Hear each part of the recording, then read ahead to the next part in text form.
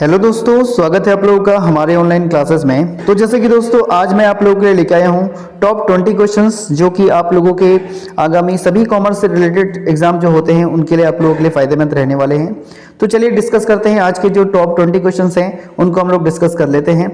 आप लोग की स्क्रीन में पहला क्वेश्चन दिख रहा है, आप लोग देखेंगे the balance of cash column in cash book. तो यानी जो आप लोग की रोकड़ बही में जो रोकड़ कॉलम का जो शेष होता है वो कौन सा शेष होता है ये आप लोगों को बताना है।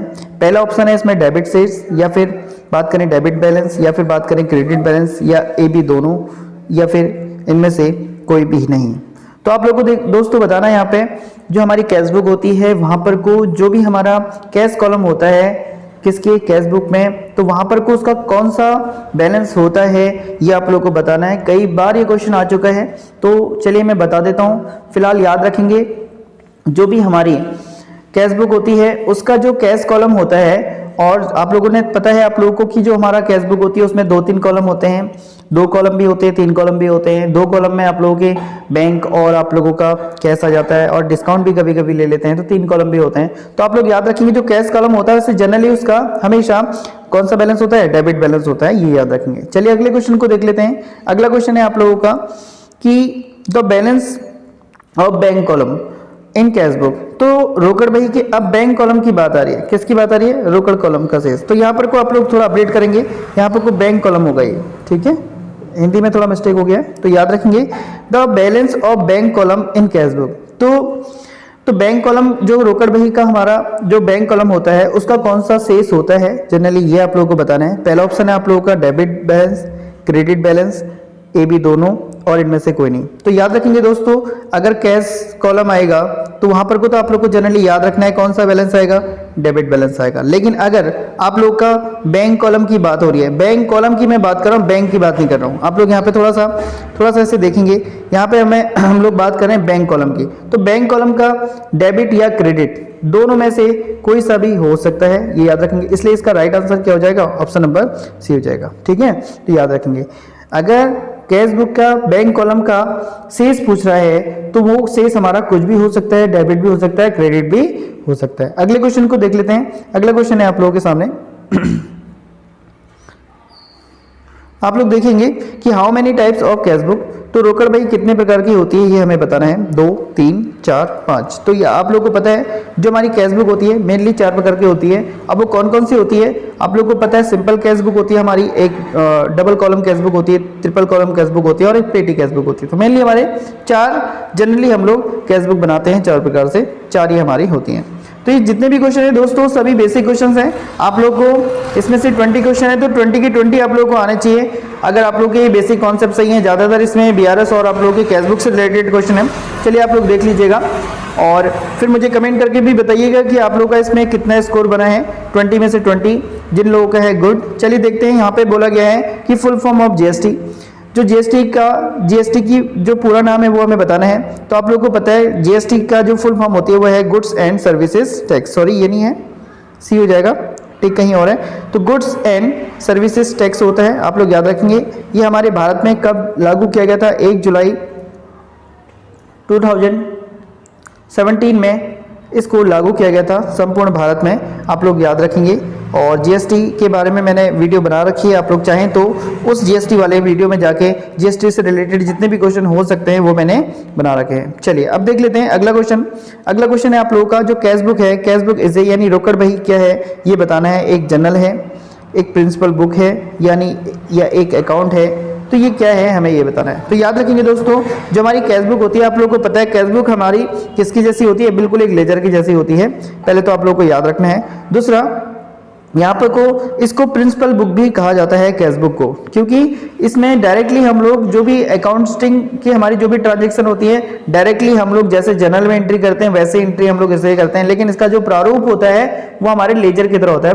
लेजर की तरह होता नहीं है, लेजर की तरह प्रारूप होता है लेकिन ये लेजर की तरह नहीं होता है, ये याद रखना आप लोग। चलिए तो इसका राइट आंसर क्या हो जाएगा, ऑप्शन नंबर डी हो जाएगा। आप लोग देख सकते हैं ए एंड बी, ठीक है। तो याद रखेंगे आप लोग। तो ये थे आप लोगों के इस पेज के। अगले पेज में हमारा जो क्वेश्चन है पहला आप लोग देखेंगे वो है which are the part of petty cash book. Petty cash book यानी खुदरा रोकड़ बही किसका भाग है ये हमें बताना है। पहला ऑप्शन है रोकड़ जर्नल का, लेजर का, कैश बुक का, या नॉन ऑफ दिस। तो आप लोगों को पता है पेटी कैश बुक हमारा, अभी मैंने टाइप्स जाने थे तो ये हमारे कैश बुक का ही पार्ट होता है।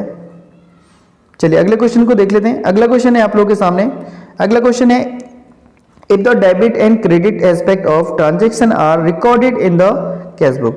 तो ये क्या होता है, यदि एक लेन देन के डेबिट और क्रेडिट पक्षों का लेखा रोकड़ बही में किया जाता है तो ये क्या होता है, ये हमें बताना है। यानी कोई ट्रांजैक्शन हमने कर रखी है और उस ट्रांजैक्शन में हमने कैश बुक में डेबिट साइड भी उसकी एंट्री कर रखी है और क्रेडिट साइड भी उसकी एंट्री कर रखी है, तो ये कंडीशन, तो ये किस प्रकार की एंट्री कहलाएगी, ये हमें बताना है। डबल एंट्री, दोहरा प्रविष्टि, या बात करें सिंपल एंट्री, साधारण प्रविष्टि, ए बी दोनों, यानी कुछ भी कह सकते हैं, या फिर बात करें काउंटर एंट्री। तो दोस्तों याद रखना, जब भी हमारे कैश बुक में डेबिट और कोई एंट्री डेबिट साइड में और क्रेडिट साइड में दोनों जगह अगर हमने कर रखी है तो इस प्रकार की एंट्री को हम लोग क्या कहते हैं, इस प्रकार की एंट्री को हम लोग काउंटर एंट्री कहते हैं। और ये ज्यादातर किससे रिलेटेड होती है, हमारी जो भी हमारे बैंक से रिलेटेड जितने भी ट्रांजैक्शन होते हैं तो वहीं से संबंधित, जितनी तो नहीं कहेंगे, जो ट्रांजैक्शन हमारी बैंक से, ज्यादातर ये बैंक से ही संबंधित होती है।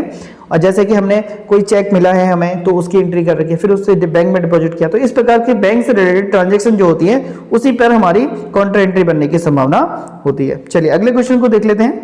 अगला क्वेश्चन क्या है हमारे स्क्रीन में, वो ये है, आप लोग देखिए, cash book is a form of, रोकड़ बही किसका प्रारूप है, अभी मैंने बात करी थी।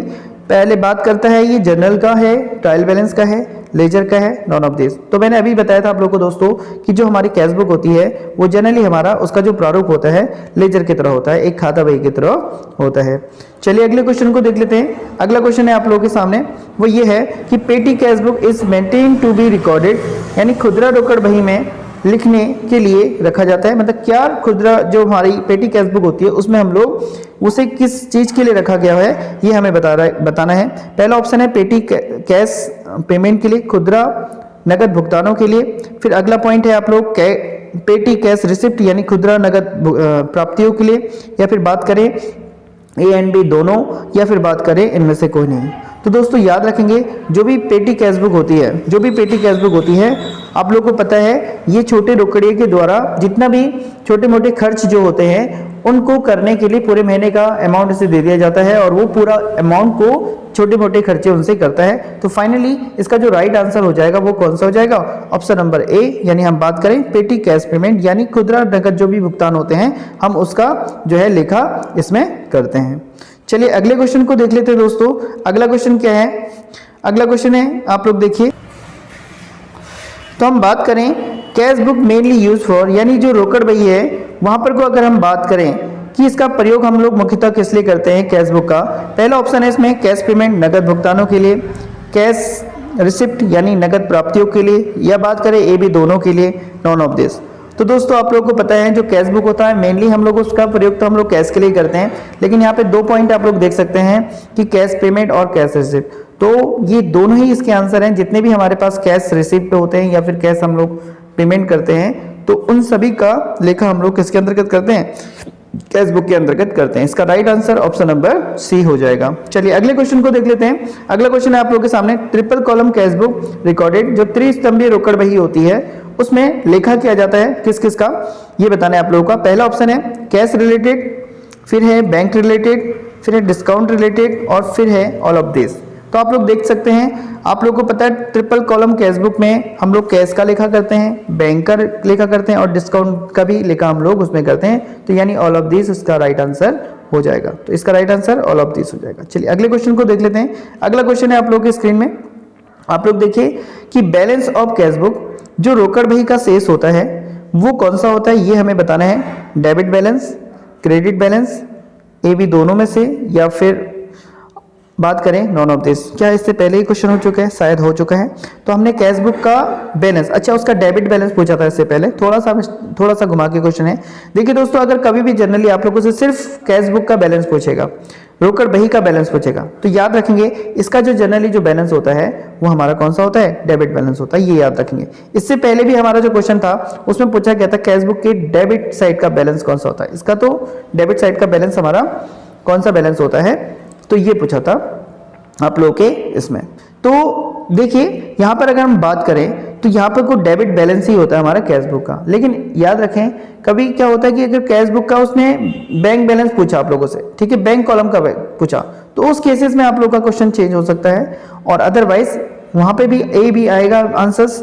और अगर बोले तो वहाँ पर को आप लोग देखिएगा, अगर यहाँ पे क्वेश्चन कई प्रकार से पूछा जा सकता है आप लोगों से कि डेबिट बैलेंस कौन सा होता है, या डेबिट बैलेंस क्या होता है, क्रेडिट बैलेंस कौन सा होता है। डेबिट बैलेंस हमारा कैश बुक का जनरली डेबिट बैलेंस हमारा क्या होगा, एसेट के रूप में होगी, और क्रेडिट बैलेंस हमारा कौन सा होगा अगर आता है, और ये एक ही कंडीशन में आएगा कब, जब हमारे पास बैंक का कॉलम हो और बैंक का हमारा शेष आ सकता है क्रेडिट बैलेंस में। तो इस केसेस में अगर क्रेडिट आ गया तो ये लायबिलिटी हो जाएगी, और अगर डेबिट आ गया तो ये हमारी क्या हो जाएगी, एसेट हो जाएगी। तो आप लोग ये दोनों पॉइंट को याद रखेंगे।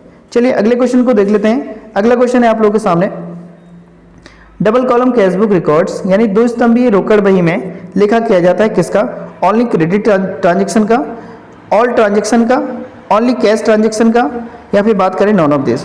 तो दोस्तों याद रखेंगे डबल कॉलम कैश बुक में हम लोग किसका लिखा करते हैं, आप लोग को पता है डबल कॉलम जब भी कैश बुक आएगी तो डबल कॉलम कैश बुक का रिलेशन आप लोग के एनसीईआरटी में तो जो है क्या क्या दे रखे हैं, दो कॉलम में, एक आप लोगों का बैंक दे रखा है और एक आप लोगों का कैश दे रखा है, यानी कैश और बैंक दे रखा है। लेकिन आप लोग एसपीपीटी की बुक में देखेंगे तो वहां पर को बैंक को ना देकर किसको दे रखा है, डिस्काउंट को पहले दे रखा है, ठीक है। तो इसलिए आप लोग जनरली मैं तो कहूंगा आप लोगों से यही दो कॉलम को याद रखेंगे, बैंक और उसको।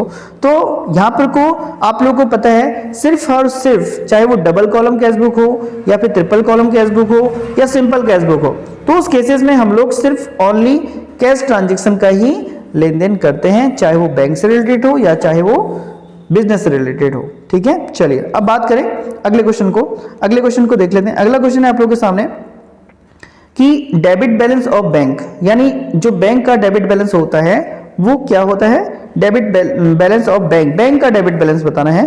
तो पहला ऑप्शन है एसेट, अगला ऑप्शन है लायबिलिटी, अगला ऑप्शन है ए बी दोनों या एक्सपेंस। तो दोस्तों याद रखेंगे बैंक का कभी भी अगर बैलेंस आएगा, देखिए एक हमारे पास क्या होती है, कैश बुक होती है, और एक हमारे पास क्या होता है, बैंक होता है हमारे पास, ठीक है। तो यहाँ पे कि डेबिट और क्रेडिट बैलेंस आप लोगों से पूछ सकता है, इसलिए मैं पूरा ही बना देता हूँ। तो ध्यान दीजिएगा आप लोग, credit debit, debit and credit, ठीक है। तो देखिए अगर इस केसेस में आप लोगों से पूछा जाए, तो इस केसेस में यहाँ पे को पूछा गया है कि डेबिट बैलेंस ऑफ बैंक हमारा कैश बुक का बिल्कुल अपोजिट होगा, आप लोग को ये याद रखना है, बैंक हमारा कैश बुक का बिल्कुल अपोजिट होगा। अगर कैश बुक का डेबिट बैलेंस आ रहा है, कैश बुक का डेबिट बैलेंस है तो वो क्रेडिट बैलेंस होगा किसका, वो हमारा बैंक का, और अगर बैंक का डेबिट बैलेंस है तो वो किसका होगा, वो क्रेडिट बैलेंस होगा। हमेशा हमने अभी जाना कि कैश बुक का डेबिट बैलेंस ही होता है जनरली। अब जब कैश बुक का डेबिट बैलेंस होता है तो वो एसेट होती है, और क्रेडिट बैलेंस इन केस आएगा वो भी जब बैंक कॉलम होगा तब, तो वो लायबिलिटी हो जाएगी। तो इस ऐसे ही केस में बैंक का जो डेबिट बैलेंस होगा वो हमेशा क्या होगा, वो एक लायबिलिटी होगी हमारे लिए, क्योंकि वो हमें पे करनी होगी। जितना पैसा नहीं होता है वो पैसा हमने वहां से ले लिया होता है, माइनस में पैसा होता है, तो इस तरीके से ये एज लायबिलिटी होती है। क्रेडिट बैलेंस की बात आएगी तो वो हमारे लिए एसेट होती है। तो यहाँ पे आप लोग देखेंगे कि डेबिट बैलेंस ऑफ बैंक, तो ये डेबिट बैलेंस ऑफ बैंक का मतलब क्या हो जाएगा, लायबिलिटी। चलिए अगले क्वेश्चन को देख लेते हैं। अगला क्वेश्चन है आप लोग के सामने, क्रेडिट बैलेंस ऑफ बैंक। अब यहाँ पे अभी डेबिट बैलेंस पूछा है, अब क्रेडिट बैलेंस पूछा है, तो अभी मैंने बता दिया, तो इसका राइट आंसर क्या हो जाएगा, एसेट हो जाएगा। चलिए अगले क्वेश्चन को देख लेते हैं। अगला क्वेश्चन है आप लोगों के सामने, is not a book of original entry, मूल प्रविष्टि की पुस्तक नहीं है, यह हमें बताना है। पहला ऑप्शन है जर्नल, फिर है आप लोगों का लेजर, फिर है आप लोगों का बिल रिसीवेबल या कैश बुक।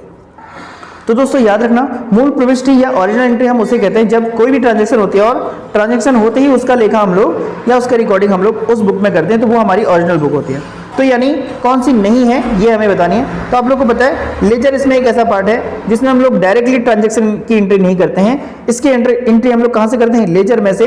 किसमें करते हैं, जर्नल में से हम लोग इसकी एंट्री लेजर में करते हैं, ठीक हो गया। बिल रिसीवेबल भी जब भी हमारी ट्रांजैक्शन होगी डायरेक्टली हम लोग बिल रिसीवेबल बना देते हैं, क्रेडिट में जब भी होगा।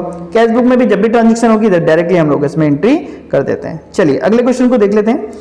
अगला क्वेश्चन है आप लोगों के सामने, purchase book is use to records, यानी जो क्रय पुस्तक होती है उसका प्रयोग हम लोग किस लिए करते हैं ये हमें बताना है। पहला ऑप्शन है ओनली क्रेडिट ट्रांजैक्शन के लिए, केवल उधार लेन देन के लिए। फिर बात करें ऑल ट्रांजैक्शन, सभी लेन देनों के लिए। फिर है ऑल क्रेडिट परचेज, सभी उधार क्रय के लिए। फिर बात करते हैं ऑल क्रेडिट परचेस, सॉरी यहाँ पे परचेस 2 बार आ गया, आप लोग देखेंगे। अच्छा, थोड़ा सा आप लोग अपडेट करेंगे, इस ऑप्शन को हम लोग बनाए थे ऑल क्रेडिट परचेस लिखा है, all credit purchase of goods लिखा है, ठीक हो गया।